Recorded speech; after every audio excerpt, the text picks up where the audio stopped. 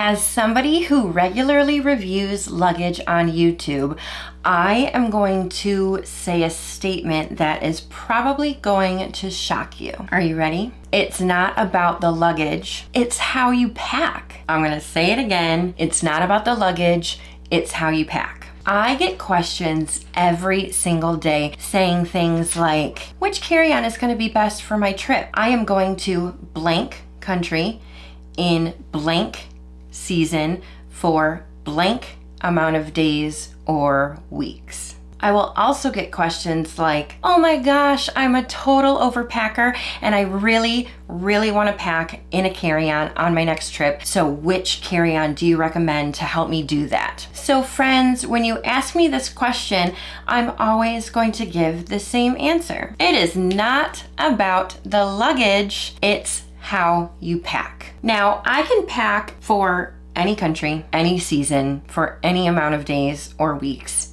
in any carry-on. Are there ones that I prefer? Of course. So if you are asking that question, I want you to get the bag that you like within your personal budget that will be appropriate for the airlines that you are going to be flying. I am going to give you step by step every single thing that I do when I am packing clothing for a trip, because that is what really makes you guys overpackers. Every single step that I show you today is what I do. So before we get started, I just want to introduce myself, especially if you are new here. I am Lauren from It's the Kellys. Our channel not only reviews luggage, backpacks, and other travel essential items, but it also helps you pack. Now, you guys, I have been to 100 countries and all 7 continents, and I've done it in a carry-on bag every single time, even to Antarctica. So if you think it's impossible, it's not. And I'm plus size, so you can't use that excuse either. So please hit that subscribe button and follow us on Instagram so that I can help you travel often and pack well. So let's begin. I'm going to give you every single step, start to finish. Part of these steps are going to involve some research, and then part of the steps are going to involve taking action. And you really shouldn't start this process the day before your trip. It's just going to be too stressful and too chaotic. You can't procrastinate if you want to pack efficiently. I usually start this process honestly about a month before, but you can really do this about 2 weeks before. I think that would be appropriate, especially if you might need to end up buying something that you are lacking. So step number 1 is deep dive into the weather. And yes, if you are doing this a month before, your weather forecast for your trip is not going to be perfectly accurate yet, but you can always do some research. If you are going to New Zealand at the end of May, like I did, you will see that it can vary from about 30 degrees to 50 degrees Fahrenheit, which can be really cold, or if it's sunny, it can be particularly nice. Also, for that temperature, how are you going to handle it? I can handle 30-degree weather a lot better than other people because I'm from Michigan, but if you're from a tropical climate, that may be absolutely miserable to you, and you're gonna have to pack a little bit more. Research your weather, especially as it gets closer. My next step is to really break down your days. Now, if you are going on some sort of really relaxing trip where your entire plan is to lay on a lounge chair with a pina colada in your hand and work on your tan, then I guess you don't really need to think about that very much. But if you are doing kind of a typical traveler trip where you're going all over the place and doing various things, really think about what you're going to do every day. Are you going to do any hiking? Are you going to go into any religious places that you need to cover up? Are you going on a boat? Are you going to the opera? Think about how many days and the type of outfits that you would want to wear when you're doing those activities. My next step is to set the appropriate clothes aside and try to have a color scheme. So once you've figured out the weather and once you've figured out what you're doing on your trip, that's when you can go through your closet or go through all of your drawers and start pulling pieces that will likely be appropriate. During this step, I also want you to consider the bulkiness of an item. And you can do this again later when you actually go to pack, because there's going to be some items that when folded or rolled, it's a lot bigger than some other items. There are dresses I will specifically avoid wearing on a trip simply because they take up too much room. My next step is kind of fun, but kind of stressful. I know when I help pack my friends, this is kind of their least favorite part, but it's my favorite part. I want you to try on the clothes and start eliminating things, and you will be able to eliminate them. This is a step that so many people skip, and it absolutely blows my mind. Let's say you're going on a tropical trip and it is wintertime. So you're going to go into the summer, skimpier clothes part of your closet and pull items to pack, and then you're just gonna throw them all in. No, that's not what you're going to do. Maybe those shorts from last summer don't fit as well. Maybe that top that you loved last summer has a little stain on it and you didn't really realize it. Anytime I go to pack a friend, they try things on and they're like, oh, I don't like this at all. What was I thinking? Oh my gosh. Otherwise, you're going to bring it on your trip, go to put it on for the day, realize you don't like it or realize it doesn't fit,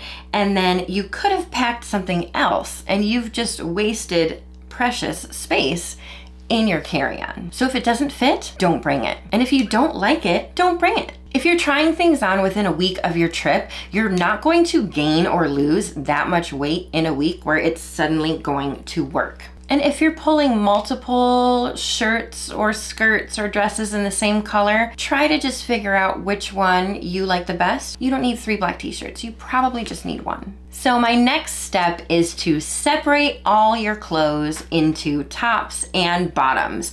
And you can actually have a little area for dresses too, if that's what you like to wear. Now we get to mix and match, which leads me to my next step, making a capsule wardrobe. If you want an in-depth tutorial on how to make a capsule wardrobe, I have a video where I totally break it down. And in every single one of my packing example videos, I build a capsule wardrobe for you. Basically what a capsule wardrobe is, if you're new to it, is where every single top that you are going to pack is going to match every single bottom. This top right here is going to be able to match this bottom, this bottom, this bottom, and this bottom. And then that is going to go for every single top so that you can mix and match and create dozens and dozens of outfits. What I usually like to do at this point, and this is a step that we can always skip as well, I like to try to assign different outfits that I've made for my capsule wardrobe to different days on the trip. I know that when I go to this wonder of the world, this is the outfit that I'm going to wear. That's not a necessary step. It's kind of a bonus step, but it really helps me eliminate things and pack even lighter than just the capsule wardrobe. The next step is to only pick 2 pairs of shoes. You are going to wear 1 pair of shoes during your travel, and you are going to pack 1 pair of shoes in your carry-on. If right now you are saying that is absolutely impossible, I've done it. I've done it on every single trip. It is easy to do. I actually have an entire blog post on this step, and I really should turn it into a video because I think it's extremely important. Some people want to pack an entire side of the suitcase for shoes, and it's just not necessary. You're just not thinking of the right pairs of shoes. And of course, you should always wear the bulkier ones on the plane. So now that you have your capsule wardrobe, and now that you have picked your 2 pairs of shoes, you can also start to accessorize, and it is a good idea to stay minimal, like jewelry or scarves or coats or purses or hats. You have a color scheme, you have certain outfits, you know what accessories are going to work with the items you have packed. I am a person that loves jewelry, but I usually just wear a little gold necklace. I wear my rings, maybe some bracelets. If I want to pack a hat for a specific look, I will.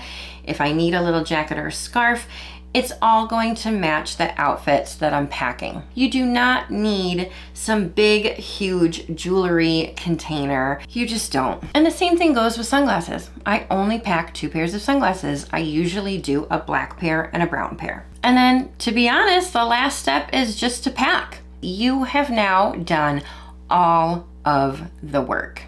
So you guys, those are my 10 steps, and I really, really, really hope this helped. I hope it opened your eyes. I hope it enlightened you. I hope it inspired you. And most importantly, I hope that you can just save this video and watch it every single time that you have to pack for a trip, so that you can really help yourself pack more efficiently, pack less stuff, and just ultimately be prepared. If you know what the weather is going to be like and you know what you're doing on your trip, then you won't need to pack those just in case items that I know you guys always use as an excuse. And also, you're probably not going to the middle of nowhere, so if you forget something or something comes up where you need something different, you can probably get it there. All right, guys, let me know how that helped, and let me know what other harsh, tough love intervention packing stuff that I can give you, because I'm ready for it. You want to talk toiletries, you want to talk shoes, you want to talk anything else, let's do it. Let's get wild. Let me help you pack for your next trip in a carry-on. Any carry-on. Honestly, any single one. Thank you guys so much for watching. I love you. I'm sorry if I said anything mean. It just has to happen. I have to help. I have to give you tough love. Please make sure you are subscribed and follow us on Instagram so I can help you travel often and pack well, and maybe I can get you to 100 countries also. And I still have a couple of spots left on my group trip to Oman, so come with me. I'll see you in the next video, guys. Bye.